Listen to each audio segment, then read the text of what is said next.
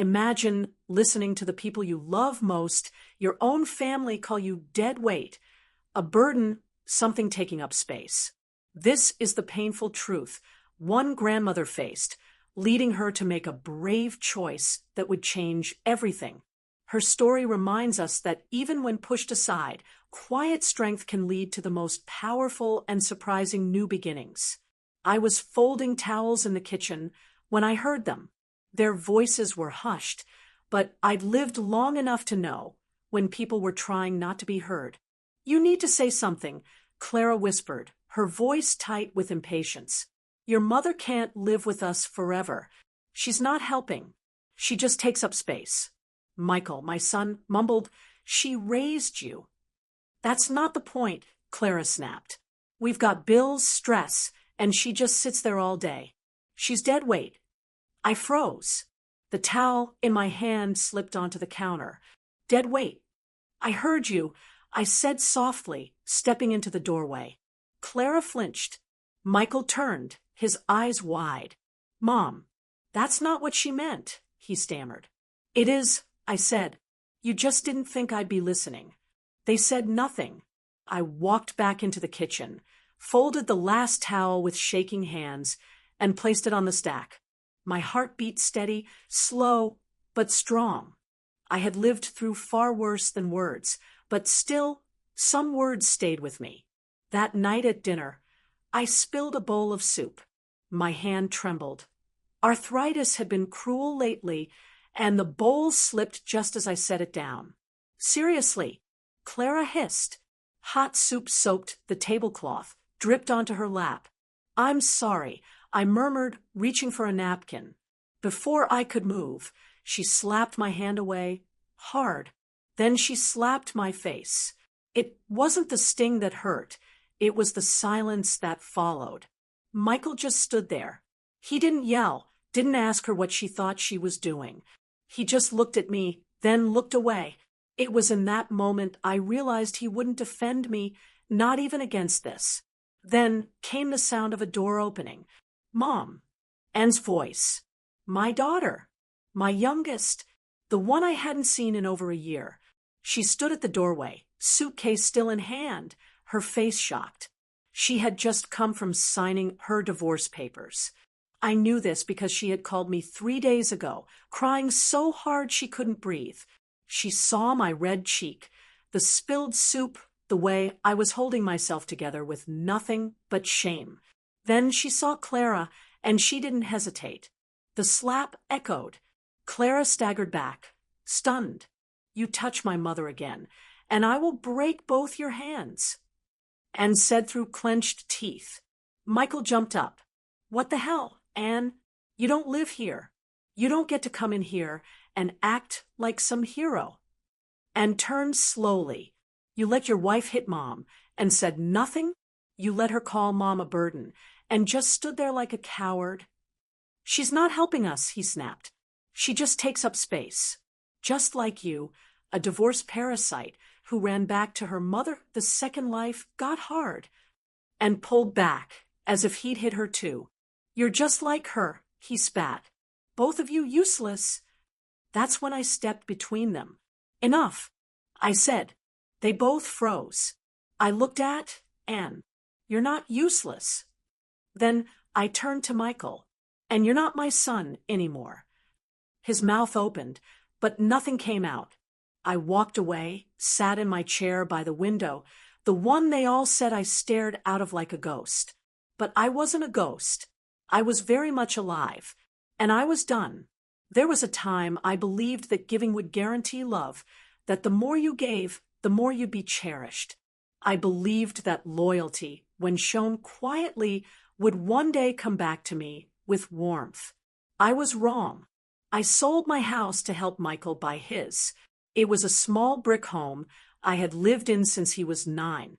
The paint peeled on the porch, the pipes were old and gave trouble, but it was mine, bought with every graveyard shift, every penny I saved by fixing clothes and skipping vacations.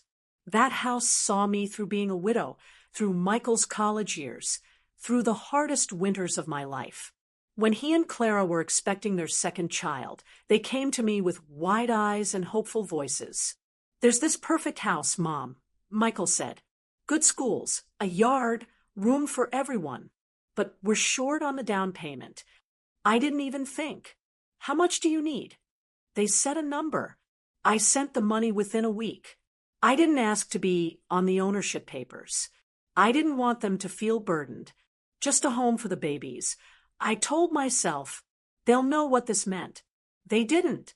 I moved into their guest room, a small space between the laundry room and the garage, with no window, a mattress on the floor. But I told myself it was enough. I was close to the grandchildren. I could help. I could belong. And I did help more than they'll ever admit. I watched the kids every weekday, picking them up, dropping them off, comforting them through fevers, nightmares, helping with homework, singing bedtime songs. I cooked dinner most nights, washed their clothes, repaired ripped backpacks. I never asked for a cent. Then one month, I noticed an envelope on the counter marked "Final Notice." The mortgage. Michael brushed it off. Clara had to leave her job early. Things are tight for now. So I paid it quietly. I set up a monthly payment to cover half the mortgage. I never told them. I didn't want to embarrass him. He was my son. Month after month, I paid, and they never asked where the money came from. Maybe they didn't care. Clara changed slowly. At first, it was small things, rolling her eyes when I offered to make lunch, correcting me sharply when I told the kids old family stories. "Mom, don't confuse them," she'd say. "They're learning a different way now." Then came the bigger things. "I think we need more space," she said one afternoon, glancing at the toys cluttering the living room. "Maybe if the guest room were open, we could turn it into a playroom." I said nothing, just nodded and gathered my knitting. Another day, I overheard her on the phone. "No, she doesn't pay rent, but she eats, uses water, electricity. It adds up." And once, while handing me a shopping list, she added, "Might be nice if you started picking up your own groceries. I mean, you do eat a lot of yogurt." Michael never said a word. When I looked to him for comfort, he looked away. The worst part, I kept trying. I baked her favorite bread, even after she called my recipes old-fashioned. I folded her laundry when she left it in the machine for days. I sewed buttons on her blouses when they came off. She never noticed. And when she did speak to me, it was to remind me, "You're lucky we have space for you. Not every family does." She said that more than once, as if the thousands I gave, the meals I cooked, the nights I sat awake holding her crying child, were all a favor I should thank her for. And Michael, my sweet boy who once made me birthday cards for macaroni, he just let her. He stood beside her, silent. One evening, I burned the rice. Clara walked into the kitchen, sniffed the air, and laughed. "Well, I guess you really are getting old." Michael said nothing. I sat down on the back steps that night, the Florida heat pressing into my skin, and stared at the distant view until it blurred. How many times had I given them the last piece, the warmest blanket, the best part of me? I thought of the house I gave up, the porch swing, the daffodils, my name carved into the wood inside the pantry, right beside Michael's in messy fourth-grade letters. Gone. Given away. Still, I stayed, because mothers stay, even when they're treated like furniture, even when their kindness is paid back with hate, even when their name is no longer spoken with respect, but as an inconvenience. But something had changed in me the day Clara slapped my hand away from the soup. The moment her fingers met my face, the second Michael didn't move, that change turned into strong will. And that strong will would lead me to do something I never thought I had the strength to do. I called the bank on a Tuesday morning. It wasn't dramatic. I didn't cry. I didn't even raise my voice. I simply confirmed what I already knew, that my name was still listed as the one making the payments on the monthly mortgage, even though I wasn't on the ownership papers. They looked up the file. The woman on the other end was polite, too polite, the way people are when they're reading numbers that don't make sense. Yes, Mrs. Harper, it looks like you've been making the partial payments since July and also an extra large payment last December. That's correct, I said. And would you like to continue these payments? No, I said. I'd like to stop today. Silence. I'd also like the remaining balance, all future messages, and every financial document going forward redirected to the homeowners, Michael and Clara Harper. She paused. Of course. I can finalize that request today. Please do, I said, and email me a copy of the confirmation. I hung up, opened my laptop, and printed the letter the bank sent just 2 hours later. I folded it neatly and slid it into an envelope with the final receipt of my last payment. That afternoon, I made soup, lentil, Michael's favorite once upon a time. I baked bread. I set the table. I placed 3 plates out, and in the center of the table, I laid the envelope beside the salt shaker. When they arrived home, I greeted them like nothing had changed. Clara walked in first, pulling off her high heels and dropping them on the floor as usual. Michael followed, his phone still pressed to his ear. Dinner was quiet, the sound of forks and knives, the ticking wall clock. When the plates were nearly empty, I reached for the envelope and placed it between them. What's that? Clara asked without looking. I wiped my hands on my napkin. That, I said, is the last mortgage payment I will ever make. She blinked. Excuse me? I turned to her. I called the bank this morning, told them to send everything to the legal homeowners. You two, from now on, all responsibility is yours. Her mouth opened, but no sound came out. Michael finally looked up from his plate. Mom, I heard you, I said, last week in the living room. I turned to Clara. You said I was dead weight. Clara scoffed. That's not. Yes, I interrupted. It is. And now I'm removing the weight. Michael's face turned red. His eyes dropped to the table. I've paid for this house for 3 years, I continued. Half the mortgage, the down payment, groceries, repairs.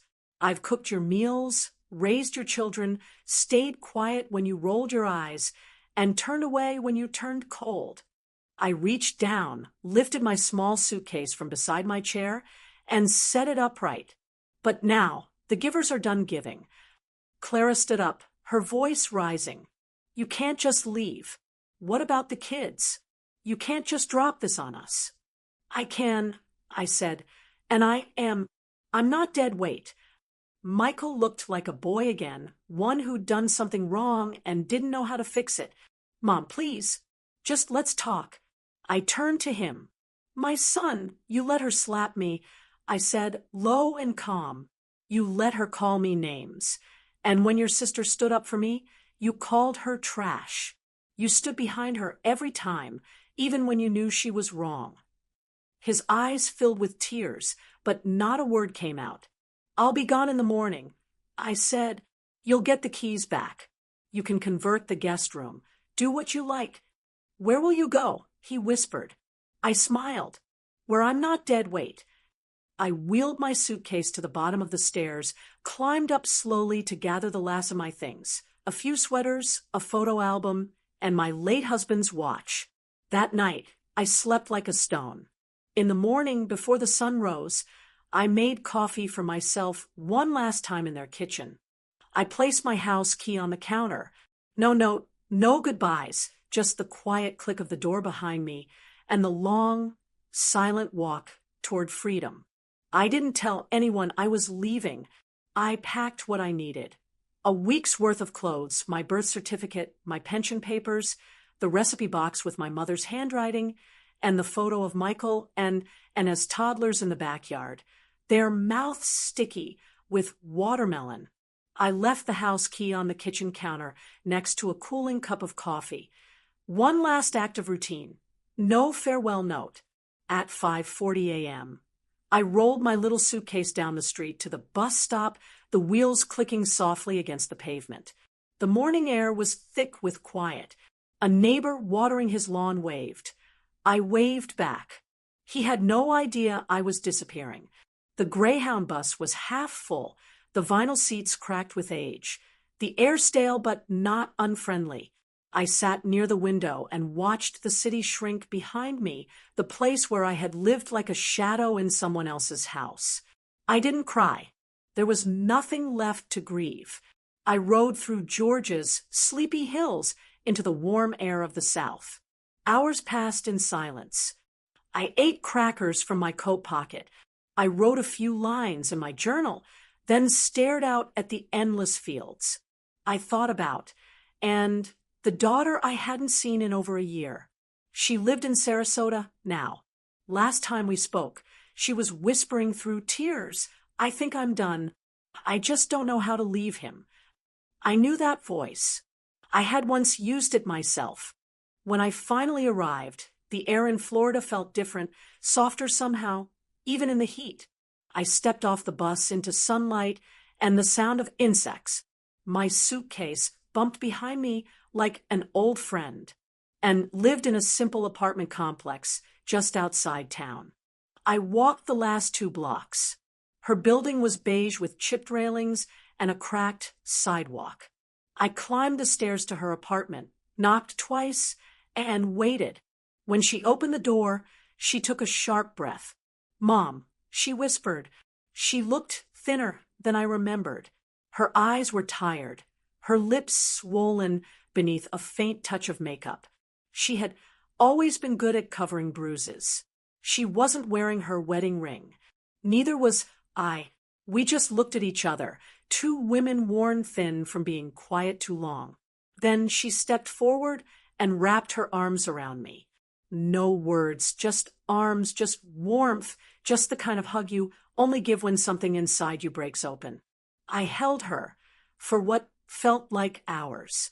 We didn't need to explain. We knew.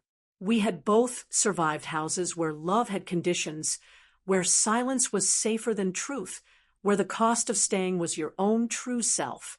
Inside the apartment was small, 1 bedroom, with used furniture, the air conditioner rattling like it might stop at any moment. But it was clean, lived in, real. I was just making tea and said, wiping her face. I nodded, sat down at her kitchen table, and let her pour me a cup. There were no questions like, "Why are you here?" or "What happened?" She just placed the cup in front of me, sat across from me, and reached for my hand. And we sat like that. No explanations, no excuses, just 2 women who had finally come home to each other. And didn't speak much the first few days I stayed with her. She moved quietly around the apartment, as if she was always ready for something, for someone. She flinched when her phone buzzed. She kept her back to windows. And at night, even in her own home, she locked every door twice. I didn't push. I folded laundry while she worked late shifts. I made soup and left notes by her coffee mug. I swept the floor. I waited. One night, as the rain tapped gently against the window, and we sat together on her worn couch, I finally said the words I knew were buried deep in her chest. "He calls me garbage." I turned toward her, but she wasn't looking at me. She stared at the floor as if she couldn't bear to see my face. "Not just when we fight," she whispered, "all the time. When I forget to take out the trash. When dinner is late. When I speak too softly, too loudly. When I breathe wrong." Her hands were clasped in her lap, knuckles white. "He took my car keys last month. Said I didn't deserve to leave. That if I left, no one would take me back. That even my own mother wouldn't want me." She looked up at me then, eyes filled with something far deeper than sadness. Was he right? My throat tightened. I reached for her hand. It was cold, trembling, so different from the small fingers I used to braid hair, for before school. "He's wrong," I said firmly. "He was always wrong." Her lip quivered. She tried to speak, then broke down instead. She sobbed into my lap like a child again, and I stroked her hair like I had when she was 5 and afraid of thunder. That night, she told me everything. How the bruises weren't always from falling, how he checked her phone every night, how he once made her kneel on the bathroom floor for an hour because she bought the wrong kind of milk, how she stopped laughing 2 years ago and hadn't noticed until now. I didn't cry. I just held her. And when her tears dried, I said softly, "If you can't leave yet, I'll take you. I'll carry you out myself if I have to." She didn't respond, just leaned into my shoulder. We spent the next few weeks slowly freeing her life. She started saving her paychecks in a hidden envelope. I helped her make a list of what she'd need to take. We practiced what she'd say, who she could call, where she could go. But fear is a stubborn guest. It clings. "I don't want to start over," she whispered one morning. "I'm 39. I'm tired. What if I fail?" I took her hands in mine. "You're not starting over," I said. "You're picking up where someone else tried to end you." And then something changed. She began to walk straighter. She smiled, not often, but when she did, it wasn't forced. She stopped checking the window every hour. Then one Sunday afternoon, she stood in the doorway, holding a thick envelope with trembling hands. "Divorce papers," she said. "I signed them." My breath caught. "Are you sure?" I asked gently. She nodded. "It's time." I rose from my chair, walked over, and wrapped my arms around her. "You saved me?" she whispered. "No," I said. "We saved each other." Because in her freedom, I found mine too. We found the apartment by accident. It was a small place on the edge of town, tucked above a seafood market, and one street over from the beach. The paint was chipped, the pipes gave trouble, but the windows caught the sunrise as if they were built to remember beauty, and stood in the doorway with the lease in her hand, her eyes shining. "Can we really do this?" she asked, almost afraid to hope. "We already are," I said. We moved in a week later with only what we needed: a few bags of clothes, a kettle, 2 folding chairs, and a used sofa that smelled faintly of cinnamon. We didn't bring the past with us, just the parts of ourselves we were still learning to love. Our days settled into a rhythm, and sold handmade jewelry online, something she'd once done as a hobby in college. I helped with the shipping and packaging, learning the small codes and tools she used. We set up a small corner of the living room with boxes, twine, and tissue paper. Every sale felt like a small victory, a piece of her independence delivered. I started baking again, just small batches. Oatmeal cookies, banana bread, butter rolls. We posted a few photos, and within weeks, we were taking local orders from neighbors and tourists. They called it mother and daughter goods. The name stuck. We didn't make much money, but we didn't need much. Each morning, I rose with the light, brewed strong tea, and sat by the open window with my journal. I wrote not to remember, but to let go pages and pages of everything I had held back, the disappointment, the heartbreak, the slow dying of a mother's hope, but also the small joys. The sun on his shoulders, the way the sea smelled at 6 a.m., the laughter, real laughter, that slowly returned to her voice. She would come home from the market with sand on her feet, her eyes soft, her shoulders no longer bent down. She began to paint again. Seashells, postcards, small picture frames. We hung them around the apartment. At night, we'd sit on the floor and eat simply rice, vegetables, sometimes a single grilled fish with lemon. We played soft music, talked about books, about nothing. We didn't talk about Michael or Clara or the house I'd left behind. We didn't need to. One night, as I was closing my journal and getting ready for bed, I glanced over at, and she had fallen asleep on the sofa, her head tilted back, arms crossed, a faint smile on her lips. She was dreaming, but not the kind of dreams that came with nightmares or fear. It was the kind of smile a child has after a day in the sun, the kind of sleep that only comes when you finally feel safe. And in that moment, watching her at peace, at home in her own skin again, I felt something inside me change. I knew I had done the right thing. I hadn't just left a house. I had walked away from silence, from being unseen, from being needed only when convenient. I had chosen to live, not as something I had to do, not as a quiet supporter in someone else's story, but as a woman who still had chapters left to write. I turned off the light and whispered, "Thank you," not to God, not to fate, but to the part of me that refused to be erased, to the woman who packed her suitcase, boarded a bus, and found her way back to her daughter, to the mother who stayed long enough to say, "We're not broken, just rebuilding." And for the first time in years, I slept with no weight on my chest. The phone rang on a Tuesday. I almost didn't answer, and was in the kitchen humming while she stirred soup, and I was at the window clipping dead leaves from a basil plant. The number flashed on the screen, a familiar area code, a number I hadn't seen in months.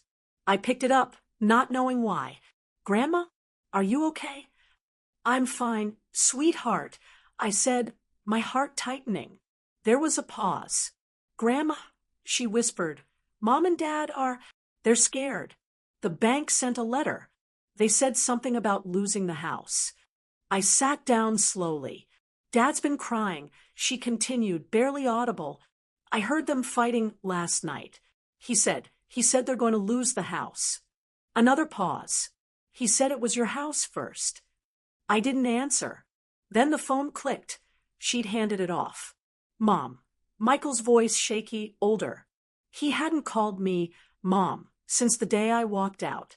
"I'm sorry," he said, all in one breath. I should have stopped her. I should have said something. I was scared and stupid, and I thought we had time. I thought, "Why are you calling me now?" I asked, not coldly, just quietly. He didn't respond right away. "I need help," he finally said. "We need help. They're going to take the house. I tried to fix it, but it's too late. And I know I don't deserve to ask, but please come back. We can make space for you again." "Clara." I laughed once, soft, sad. He stopped talking. I took a deep breath, looked around the little apartment that smelled of lavender and lemon, where the walls were thin but the air was warm. "Michael," I said gently, "do you remember the day Clara called me dead weight?" His breath caught. "Yes." "Do you remember what you did?" Silence. "Nothing." I answered for him. "You did nothing. And then you called your sister a parasite. You stood by while I was shamed.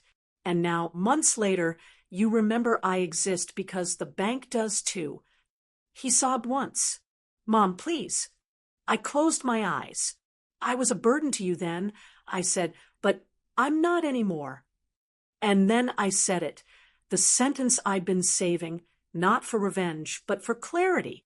"I used to carry that house. Now I carry myself." He sniffled. "What do I tell the kids?" I smiled, though he couldn't see it. "Tell them their grandmother's doing just fine. And maybe one day, when they grow up, they'll understand what you didn't." Then I hung up. No goodbye, no promises, just peace. Some mornings and I walk barefoot on the beach. She always carries her sandals, even though she never wears them. I bring my journal, though some days I don't write a word. We just walk side by side, letting the tide gently touch our toes, letting the wind take what's left of the past. There's a rhythm to the ocean that feels like forgiveness, not for others, but for ourselves. We don't talk much during those walks. We don't need to, and is healing in her own way. She laughs now, not too loudly, but real. She sings when she washes dishes, sometimes off key, and we both laugh so hard we can't finish our rice. Her bruises have faded, though the memory of them still lives in her eyes. And me, I plant herbs on the balcony. I send handwritten recipes to strangers who follow our baking page. I sleep without worry. I make tea in silence and enjoy every sip. Last week, A letter arrived. Real mail, the kind with a stamp and a little heart drawn next to my name. It was from Lily. She'd written it herself. Dear Grandma, it began. I hope you are happy. I miss you. I miss the smell of your cookies. I miss your hugs. I told Mommy and Daddy that. Mommy cried. Daddy went outside. I hope I see you again. Love, Lily. There was a drawing of us holding hands, two stick figures, in front of what looked like my old house. She had drawn a big smile on my face. I held the letter for a long time. The edges were crumpled, her handwriting uneven, as if she had tried very hard not to mess it up. The S in hugs was backward, her G in Grandma too big for the line. But it was her voice, clear and small and sharp, like only a child's can be. I didn't cry at first. I just breathed. I sat in the sunny spot on the floor, near the window, and let the warmth settle into my knees while I read it again, slowly, line by line. Then I folded it, pressed it gently against my heart, and put it on the windowsill.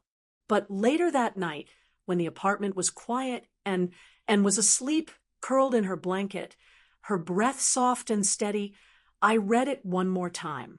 And I cried not out of sadness, but release. Tears came for everything I had kept inside for too long. For every time I had stopped myself from speaking, for the look on Michael's face when he didn't defend me, for the silence I had wrongly thought was strength. I cried for Lily too, because children always carry the weight of what adults refuse to fix. But I didn't regret leaving. And that's the difference between sadness and guilt. Sadness says, I miss what I loved. Guilt says, I should have stayed. I had carried both for years. That night, I finally set one down. The next morning, I got up before sunrise. I boiled water, sliced lemons poured, and a cup of tea she would find when she woke.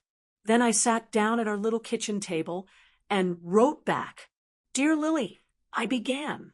I miss you too. I told her my cookies still smelled the same, that I had started growing basil and lavender, and sometimes I bake cinnamon bread just for the smell of it. I told her the beach here is soft and quiet, and the seagulls are pushy little things that always want your toast. I didn't mention the house or her parents.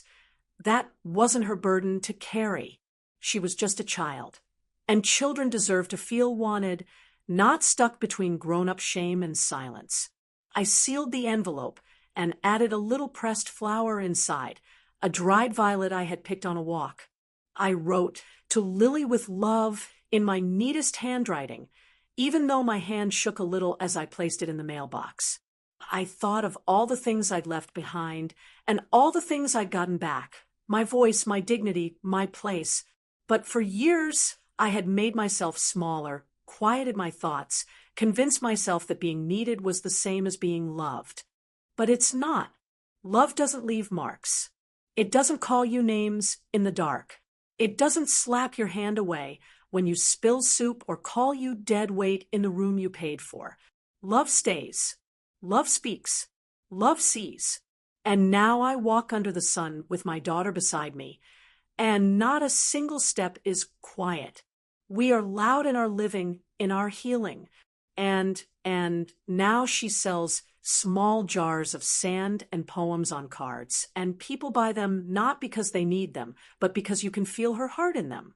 She sings when she cooks, sometimes off key, and we both laugh so hard we can't finish our rice. We planted rosemary last weekend. She said it was for protection. I told her she didn't need protection anymore. She has herself now. And me.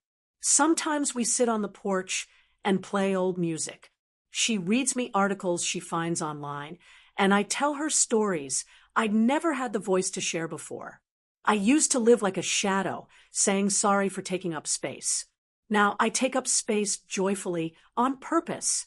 My laughter fills the kitchen. My words take time. My memories matter, because I matter. I am not a burden. I never was. And if someone says otherwise, that's their weight to carry, not mine. Years passed, and the little apartment by the sea became more than just a safe place. It became a starting point. And I didn't just survive. We lived. We learned to say yes to things we'd once been too tired, too sad, or too scared to try. We took small road trips at first, just an old paper map folded too many times, a thermos of coffee that always tasted slightly of cinnamon, and the radio turned low, playing songs that reminded me of youth. We drove through quiet towns with old porches into hills where fog touched the treetops. We visited the Smoky Mountains in spring, flowers blooming as if they had something to prove. We wandered through Savannah in the fall, where the sidewalks told stories, if you listened. And once, just for fun, we flew to Oregon just to see the lavender fields bloom, rows and rows of purple stretching toward the sky as if it owed them something. We laughed in motel rooms with leaky faucets and thin walls. We danced under gas station lights when the music was just right.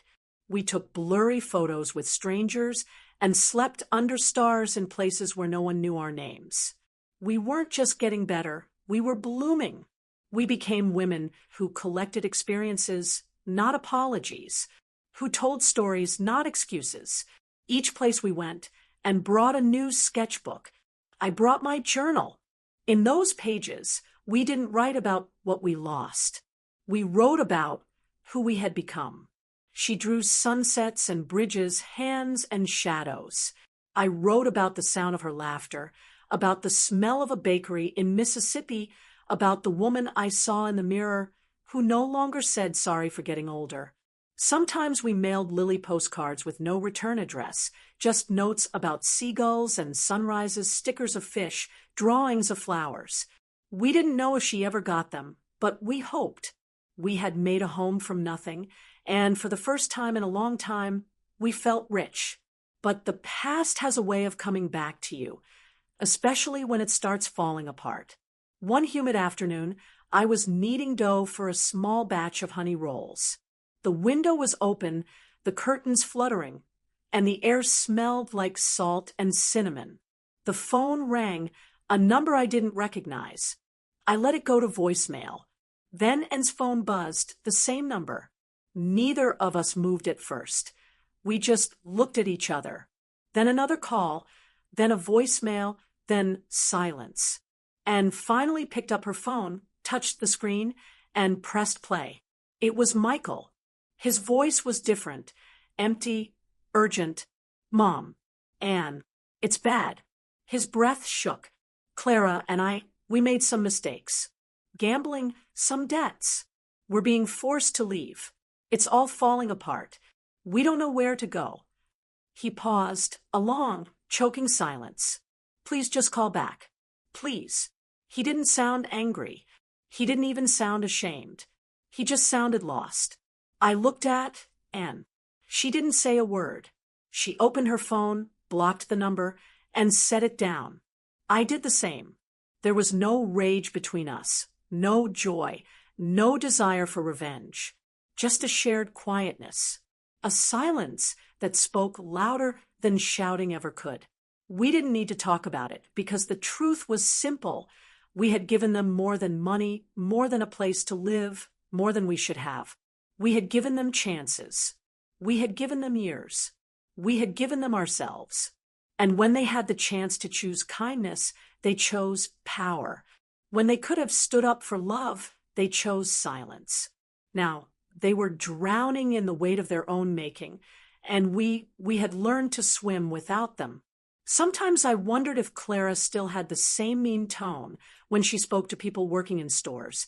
If she ever looked back at that kitchen and remembered the woman she slapped if Michael ever opened the pantry, and thought of the macaroni pictures he used to make me for Mother's Day. I wondered, but only for a moment, because those thoughts were theirs to carry now, not mine. Let the past follow its own shadow. Let the guilt sit in rooms where we no longer live. We had sunrises to catch, many miles to go. We were no longer part of that story. We had written new ones, of road maps and breakfasts on rooftops, of markets by the beach, and laughing until soup spilled on our knees. We had become the women they never believed we could be, free. And that's the thing no one tells you. Forgiveness isn't always loud. Sometimes it's a quiet morning with tea in hand, where you finally breathe without waiting to be heard again. We forgave, not because they deserved it, but because we deserved peace. We just didn't go back. There was nothing left to fix, nothing left to explain, and no one left to say sorry to. If someone ever called you a burden, if they sighed when you entered the room or looked past you when you spoke or rolled their eyes when you asked for something small, I want you to stop whatever you're doing and hear me now. You are not too much. You are not in the way. You are not the reason things fell apart. You are not dead weight. You are breath. You are memory. You are presence. You are the one who stayed up when no one else would, the one who paid the bills no one saw, who kept the house warm, the meals hot, the doors open, even when your own heart was breaking. You are a library of love and hard work. Every wrinkle a story, every scar a record, every moment of silence you've held a vault of strength. This world wouldn't survive without you. You are not useless. You are not old and finished. You are not furniture to be moved around when it's convenient. You are a witness to time, a holder of wisdom, a survivor of silence. And if they've forgotten that, let them. Let them believe what they want to believe. Let them feel uncomfortable under the weight of their lack of thanks. Let them sit in the house you once cleaned, eat off the dishes you once bought, breathe in air you once made safe, and wonder why it all feels cold now. Because when a woman like you walks out of a room, truly walks, she takes the warmth with her. And that chill, that ache in their bones they can't quite name, that's the absence of your grace. You don't owe anyone your silence. You don't owe anyone your savings. You don't owe anyone your old age. And you certainly don't owe anyone your forgiveness if they haven't earned it. But if you do forgive, do it for yourself, so you can sleep with peace, so your hands no longer shake, so your breath no longer catches when you remember what was said behind your back.